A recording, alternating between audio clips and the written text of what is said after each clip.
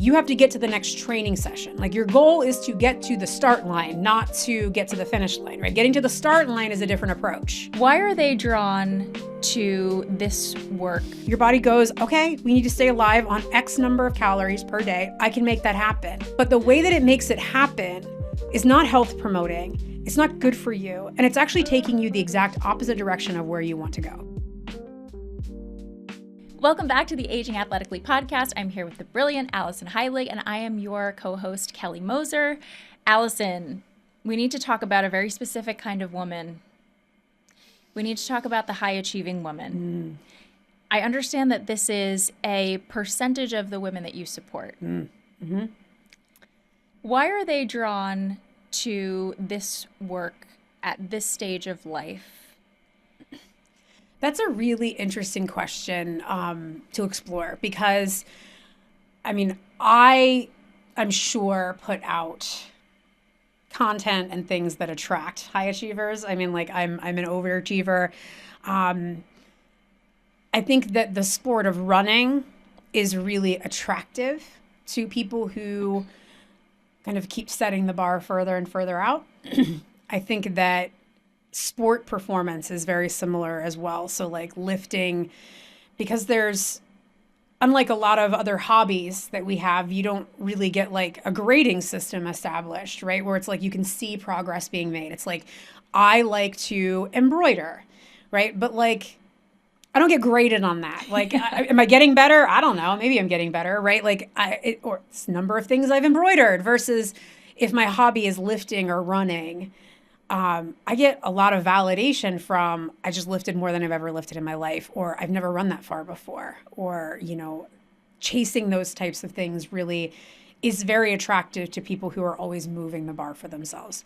What I think is interesting about this stage in life, though, is that there is a large population of women who were undiagnosed ADHD, because growing up in the 80s and 90s, ADHD was seen to be little boy who can't sit still in class. Totally. Like disruptive, right? That's what it was. But for girls present different with ADHD. And so this is the pleasure to have in class. This is the gifted student. This is the, all straight A's all the time sort of person, right? Like the symptoms show up differently in girls, and that was not recognized until recently. Another thing that's really interesting about this intersection is that estrogen has an effect on dopamine, which is a big part or one of the mechanisms in ADHD. And so as women go through perimenopause and estrogen is fluctuating, they start to have symptoms that lead them to doctors where they realized, oh shit, I've lived my whole life with ADHD. And they start facing this. And ADHD, because a lot of its symptomology for women is high achievement, right? Like pleasure to have in class, straight A's all the time, taking care of everybody, masking their own emotions to manage the emotions of others. These types of things, they realize that's not just like the way that I was growing up. Not everybody's like this. This is actually a different label, and there are different symptoms. And some of the things that I've been dealing with, they've never been problematic until now, right? Like they've never interrupted my life. I am one of these women who realized, in midlife, oh shit, I have ADHD. And there's some empowerment in gaining that label because you now can see it through a different lens of like, it's nothing wrong with me. I'm not, high maintenance or right. It's just my brain works differently, right? So there's some acceptance that comes with that. But I think because those two kind of go hand in hand, you have this intersection of women who their whole lives were kind of high achieving, just naturally being attracted to these things that allow them to push their limits. And at the same time, they're coming into midlife where their hormonal situation is perhaps starting to illuminate something that's been there the whole time, but is now amplified because estrogen and dopamine are interacting in this new way. So we have kind of this like crosshair situation where we have women who are either came to sport late in life or have always been athletic, and they're hitting perimenopause, and they're like, these two things are now intersecting. And so it's not a population that's talked about much. I mean, we generally, in the health and fitness space, a lot of the narrative is around the 80% of people who are sedentary and the 90% of people who fail to meet the nutrition guidelines. And that's true. And so a lot of energy should be devoted to that. But there is still a population of women who are not sedentary, who are perhaps eating in ways that could be perceived as disordered or maladaptive because they're chasing that skinny model or that always clean model, right? And again, if you're an overachiever, it's like, I can do it better, right? Like I can eat well, but I'm going to eat better than everybody, right? Like you can overdo all of that stuff. And if you overdo the output of training and the input, right, you start to have like bigger problems. So a lot of my work, because it's my experience, it's what I talk about. And so therefore it's kind of what I attract is our audience tends to be more of those high achieving women. Oh shit, I have ADHD and I'm doing all of these things, but I need a better strategy for how to fuel it so that I can actually support all the things I want to do instead of just running my body into the ground. Yeah. It sounds interesting. It's interesting too, because it sounds like the skills that got you to this point in your life, if you're a woman with ADHD, now you start to realize that maybe it's not always helpful for me to, act on these impulses or act in the way that, and there are maybe things that I can't control about the way that I respond to situations and approach life, but it's kind of like what got you here will not get you to the next chapter. Is that fair? Yeah, I would say that my ability to put on the blinders and push through anything has been one of my greatest strengths.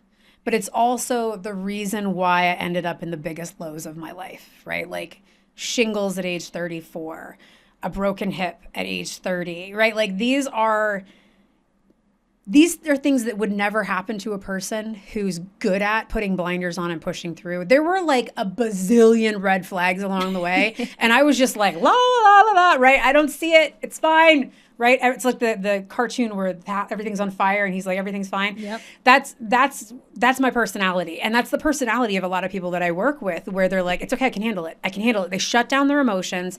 They stop being aware of what's happening around them. And as an endurance athlete, that's a valuable skill.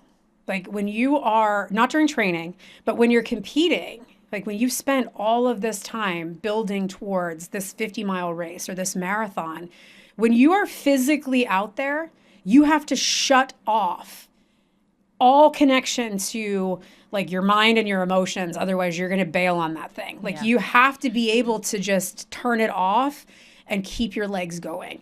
So yes, back to the original question we started the episode with, a lot of the times what draws you in, that high achieving nature that makes this an attractive sport for you, is one that you'll do well in because you have the ability to put on the blinders and just push through anything and keep yourself moving. But there's a time and a place for that. And for me, maturity as an athlete and as a human was recognizing that anything that is a strength can become a weakness. Everything is a tool, and you can use that tool to build a house, or you can use that tool to tear the house down, right? It's all in the context. It's all in the timing. And for example, I would never advocate somebody push through something in their training. Training is not meant for testing you. Like, it's not the moment you've decided this is when it matters. It's like you have to get to the next training session. Like your goal is to get to the start line, not to get to the finish line, right? Getting to the start line is a different approach. You need to listen. You need to be present. So these women that I'm working with tend to struggle with understanding and naming their own emotions, feeling their feelings, reading their own gauge. Like a lot of them are running on empty and they don't even know it because they've never been taught to read their own gauge. They've been taught to, it doesn't matter what I feel. I need to pay attention to other people, right? And I think our culture perpetuates that in a lot of ways. Like women are selfless and that's a good thing, right? Like, is it, right?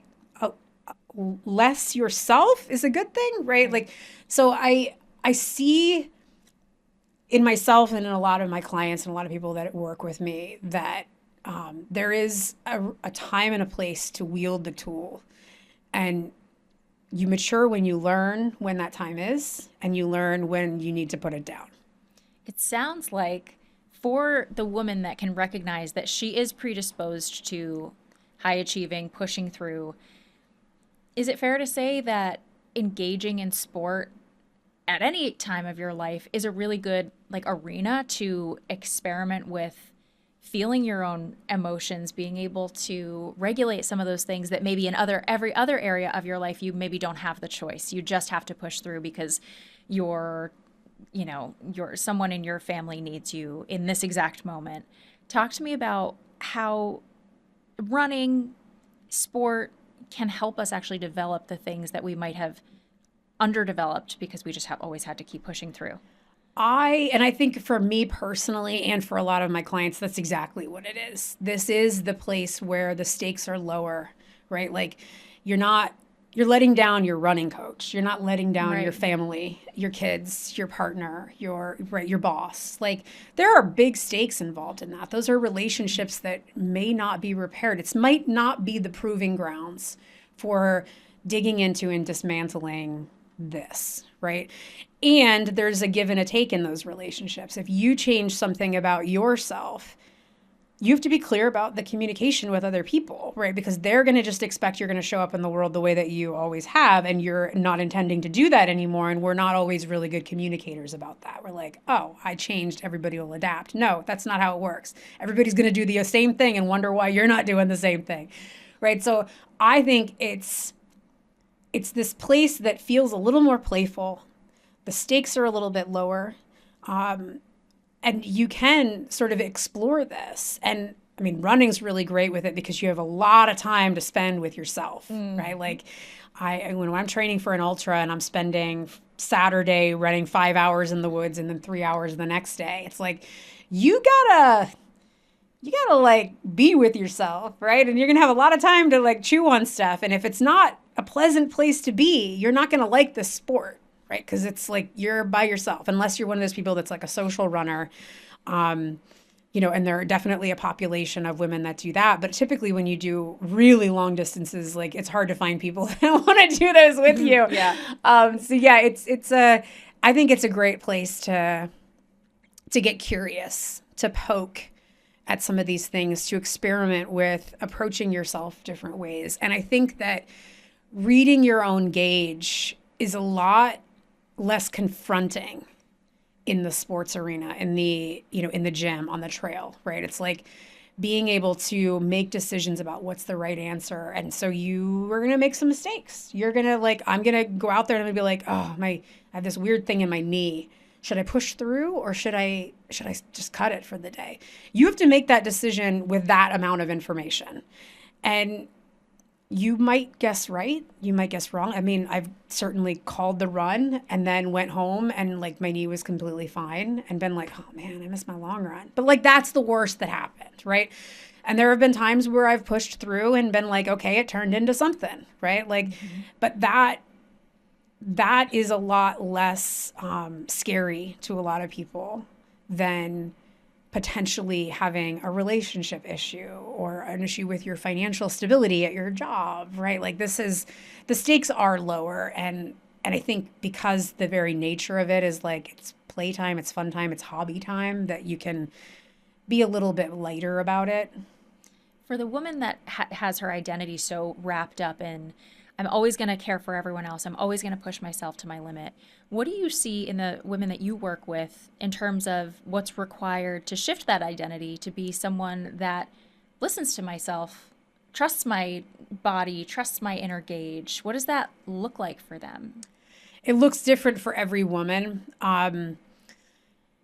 Everybody's got their own unique set of core values. And so that is what is going to decide how we prioritize our lives and how we allocate our resources, our time, our money, our energy.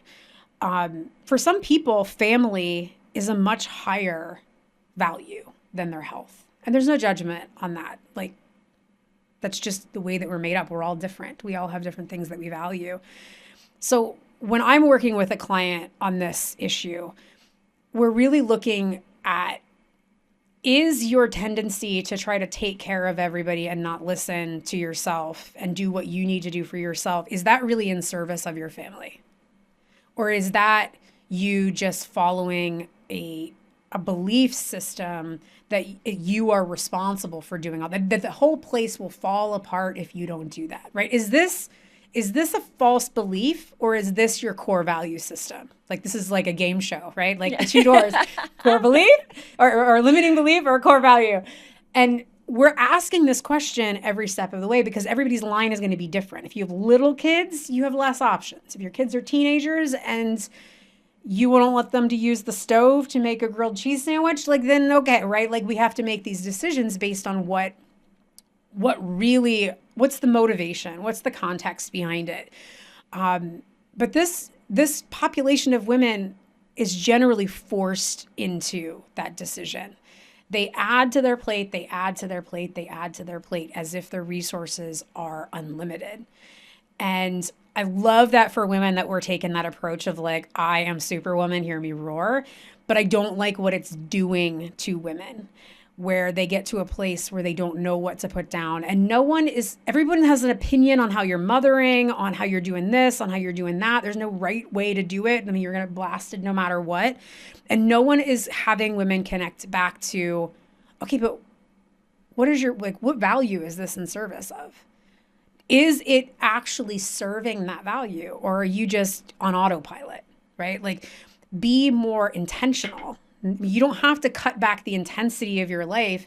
You just have to be more intentional about how you're allocating your resources and make sure that it's meaningful to you. And that puts the power back in the hands of the woman. It's not about judging their decisions. It's not about this is the right and the wrong way to do it, or how dare you spend that much time away from your kids on the weekends so that you can go for a run and be selfish. There's so many people that have these opinions, but at the end of the day, this is not your practice life. Like, you don't get to do this over later. So make it meaningful, make it impactful, make it intentional. What does it look like when a woman starts to recognize the difference between productive hard, I'm pushing and it feels good and it's moving me in service towards my goals, towards my values, and destructive hard that we know this high achieving woman is susceptible to? I think that a large part of why, speaking from experience, personal and professionally, I think that a large part of what's going on there is that there's a missing skill of presence. We are not present with our lives. And this is really common for people who are high achievers who do put the blinders on. Like, it's like we're ignoring all of the signals. Like when you're driving and like all the lights are going off, but you're just ignoring it, right? You're just driving down the road. This is like my life for a couple of decades. Wow. And so really the pivot point is in learning to reflect in real time and to think about, is this really what I need right now? Is this really, what is the most important value to me in this moment? Not what is the biggest fire, not what is, are other people telling me is most important, but what needs me, my skills, my gifts in this moment? How does that serve my values? And just being really present and intentional about the steps that we're taking. Because when you do that, it becomes pretty clear that the lights on the dash are flashing, right? It's not that they're ignoring them in that they see them, they read them, they understand them, and they're choosing to ignore them. They are not trained to even pay attention to it. And I mean, this was my story for years. Like, you would ask me how I felt, and I'd be like, I don't know, I feel okay. It's like, no, you don't. You really don't. Like, you have a lot of things. Like, if you bring out the feelings wheel, I'm like a rainbow of things, right? But I was never taught that my emotions were something that were factored into decisions. Like this, you're going to hate your job. Of course you're going to hate your job. Like that's a boomer mentality that was passed down. Everybody hates their job. You're not supposed to like your job, right? So what do? You put up with shitty jobs. right? You put up with shitty bosses. Everybody's boss sucks, right? Like your emotion, we're being told our emotions don't matter. And so you learn that, you internalize that, and you stop paying it. You do what anybody would do. If it's all going off in your head, if all the lights in your dash are going off and you can't do anything about it, at a certain point, you stop seeing the lights. And so it's really just this coming home to yourself. It's coming back to teaching yourself to see those lights again. It's just like on my desk. If you look at it, there was a point where if you put a Post-it on my monitor, I'd pay attention to it. But now there's so many Post-its, I don't even see them anymore. Right? Like they've just become part of the scenery and they're not relevant.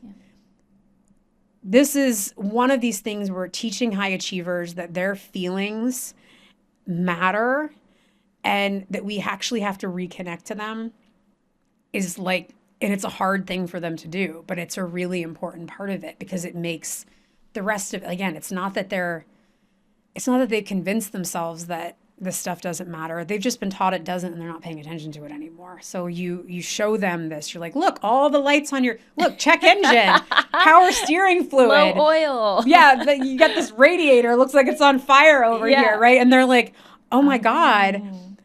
And then we start to connect. What does that actually like feel like in your body? Where is that showing up in your habits? What decisions are you making based on that? And then again, once it's like with a lot of things, you can't unsee it. You start to realize, oh, this is what it looks like when I'm about to lose my shit. Or this is what it looks like when it's about to go off the rails. Or I'm about to snap at somebody. I can feel it coming.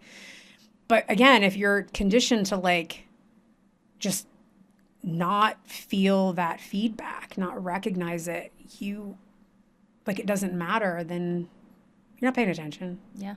And you can't make any changes that would actually support you and serve you and move you closer to your goals, more alignment with your values. And it feels like life is happening to you versus you are happening to your life, or you have a say in your life. I hear a lot of women say that. It feels like life is just happening to me. I'm just a passenger on this ride.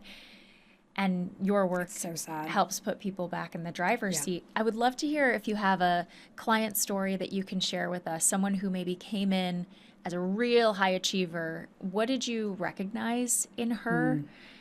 What challenges came up as she was training with you? There's someone you're thinking of, I know. Yes. And if you're listening to this, we love you and we're proud of you. This actually could be just a bunch of different people. It's interesting because when you scroll through social media, when people talk about what's happening in midlife and why are women gaining body fat, a lot of it is talking to that 20% of women or the 80% of women who are not meeting the physical activity guidelines or are not eating according to the nutritional guidelines. But this high achieving group is in that 10 to 20%, right? Like they're already doing all this stuff. They're maximizing everything. They're checking all the boxes. They're working out 6 days a week. They track every single thing that they put in their mouth, right? There is a population of people that is like hard driving into this. This is part of their identity. This matters to them. But they hit a point where none of the advice works because it's basic bitch fitness advice and they are not basic bitches anymore. So, right, but that's what's out there because 80% of the people are basic bitches, right? So it's a good analogy. I don't mean to disparage anyone, but they're reading advice that's not for them. And so what do? The advice is eat less, move more. Eat less, move more. So what do? They try to squeeze in 2-a-days and they just eat less. And they get worse results. And they're told, oh, it's your hormones and you're aging. And this is just what midlife is like, right? You just have to accept it. You just have to, and then they start having like injuries that don't heal. And body composition gets worse. Bone density is terrible, even though they're doing all the things that are really good for bone density. This was my story too. And when they come into me with this like, okay, I hear that you're like an expert in like, because I'm really good at like problems nobody else can solve. Like forensic diagnostics is my jam and really complicated problems. So I love when people come in and they're like, I tried all these things and none of them work. And I'm like, okay, cool. Like this is gonna be a good one.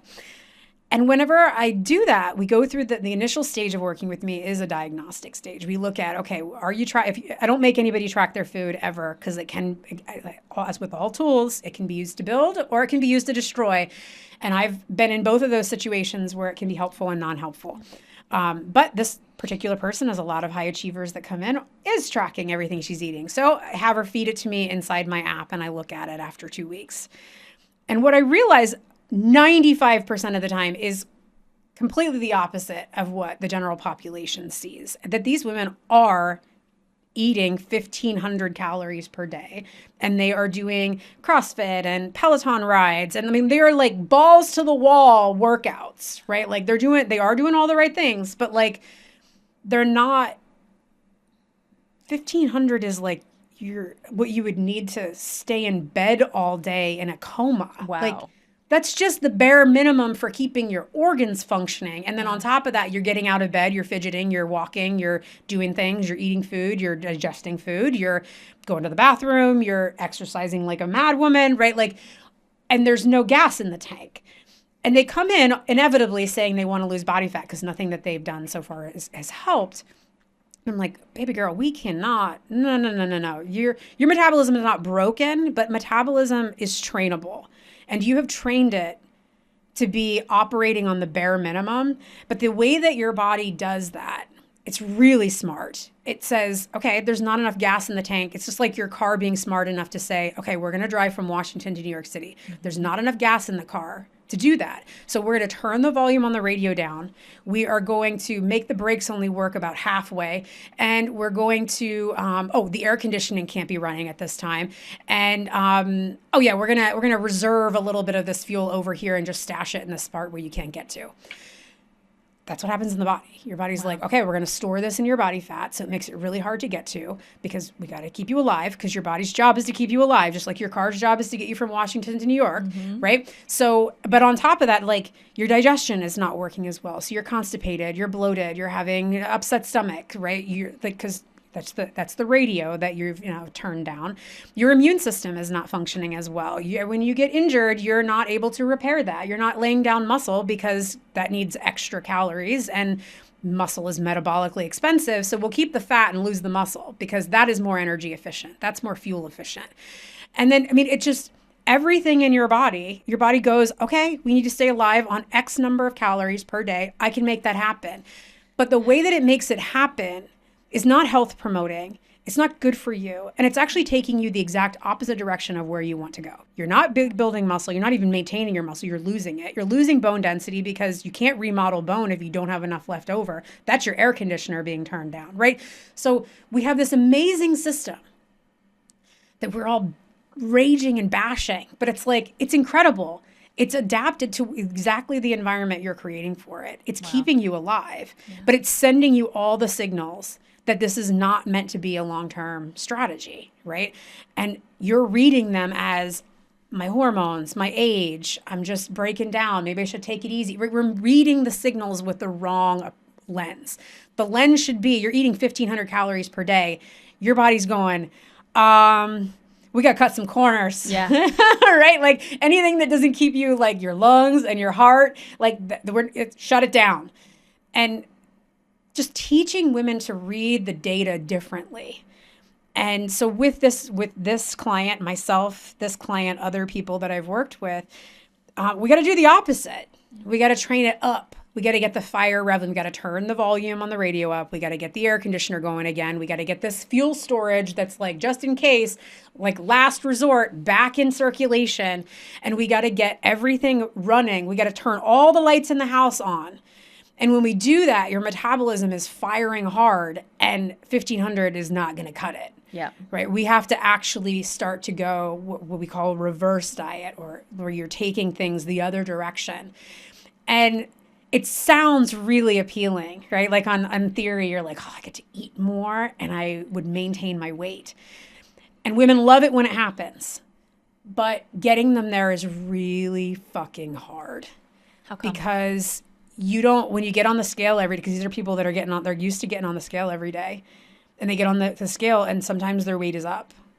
And I'm talking about like a pound or two, because now we have more carbohydrates. So you have more water in your muscles, because that's what carbohydrates do, is pull water into your muscles.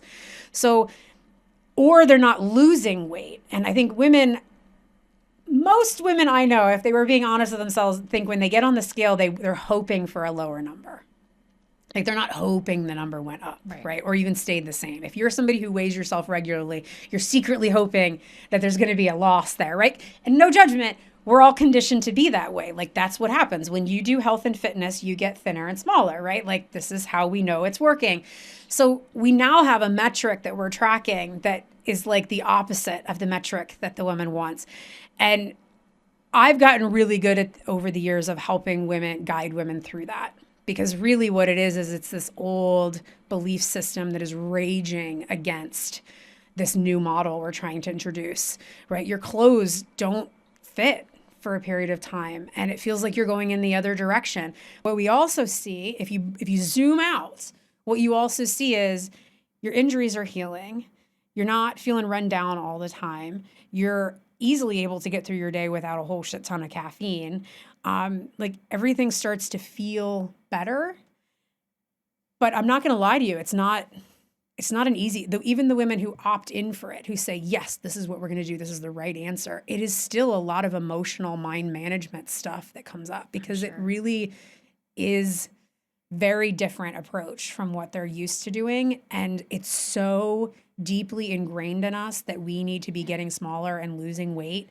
If we're focusing on exercise and we're focusing on what we're eating on nutrition, it's because we're trying to change the way our body looks.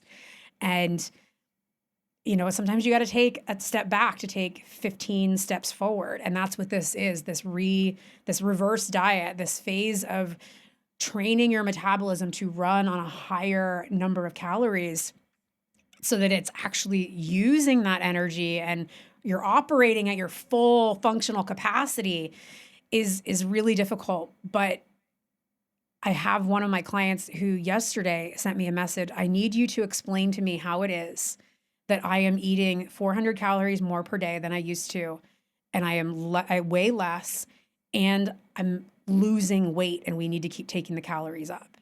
I need you to explain the mechanism to me, because I don't understand it. And I'm like, really? Because guys understand that. They were taught this. Yeah. Like, you know, you like put more muscle on, you do more things, and you get to eat more food, right? Like this is something that's really specific to women, and it's a really hard one, but it's so satisfying watching a woman fight her way through this, because at the other end of it, it's like, oh my God, I've been failing to support myself in this really critical way that only I can do. And when you get that back, when you feel like you have control of this thing you never knew you lost control over, you are a completely different person. And how beautiful to know that you're operating at your full capacity. Yeah. That's got to be so life-changing for these women. For the woman who's hearing you say, listen, we need to do this sort of reverse diet. I want you to experiment with me eating in this different way. And there's so much resistance to getting on the scale and seeing the number change. What do you say to that woman? Well, if the scale's a problem, then the scale needs to go, right? Like right in the trash. There are so many ways that we can measure our health and fitness. I mean, we have numbers for everything now. Like, I mean, I'm wearing a ring that tells me how much REM sleep I got and what my heart rate variability is and how much oxygen is in my blood and how many times per minute I breathe. And it's tracking data and it's sending it somewhere, right? It's predicting when my period is going to happen and like when I'm in the luteal phase versus the follic. I mean, it's wild how much information we have. And yet we keep going for the ones that make us feel the shittiest.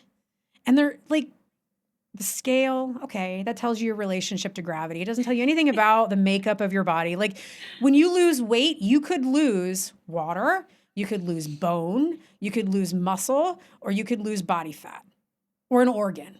Okay. If you lose weight, it could be any of those things, probably a little of all of them actually.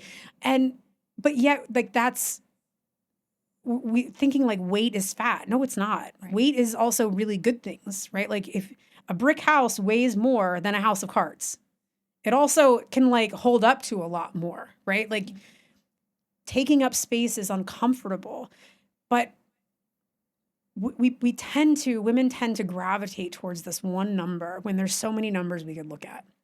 We could be looking at how much you're deadlifting. We could be looking at your 5K time.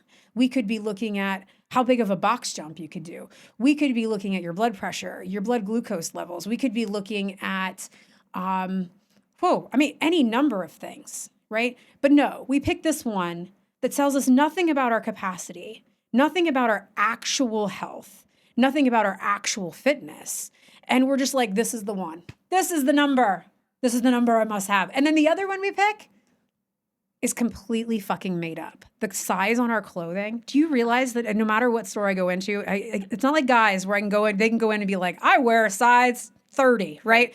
You go in, I'm somewhere between, this and this, right? And it just depends on who put the label on it. Yep. Right? Like some arbitrary number that's slapped on a pair of clothing, we're letting that dictate how we feel about ourselves. Totally. When we have so many other numbers we could pick from. And so I think, with a lot of women, that is the least interesting thing about you, how much you weigh. No one knows or cares what size clothing you're wearing. Amen. I love the idea of choosing a different number. Yeah. Can we encourage, inspire everyone who's listening to this to find a different number? Can you go through the things you named again? How big of a box jump you can do, what your 5K time is, how much you're deadlifting. Yeah. Imagine that. I am like on a mission to bench press an enormous amount. Like I would really love to get over 200 pounds. Like I can bench press my husband. So like that's serious, right? Like that's fucking badass. Hell yeah. That matters way more to me than how much I weigh on the scale or what size clothing I'm wearing. I couldn't even tell you what size these pants are. Mm-mm. Like that's how insignificant that number is to me. Yeah. So I think, again, it goes back to the conversation about tapping into being present with your values and being intentional about what numbers are you measuring your life by. Yeah. Because it's not going to be on your gravestone that you weighed X number of pounds and you wore a size 2. Like no one fucking cares. Mm-hmm. No one will remember that. That is not your legacy. And that will not determine whether your quality of life is good or shitty. But what will is all of those other numbers. And like pick something meaningful to you. Like for some of my clients, it's like just being able to pick up their 2-year-old and their 4-year-old and haul them upstairs at bedtime when they don't want to go. Like that's meaningful to them. Absolutely. The next thing we're going to talk about in our next conversation is the reality of midlife beyond hormones, because I know you have some thoughts about this. This is a more challenging time than maybe some other times of life would have been to start some of this work and be focusing on these things. So I'm excited to dig in with you. Number 1, why this is. Number 2, what's, again, within our control and what we can do about it. Yeah, this will be great. All right.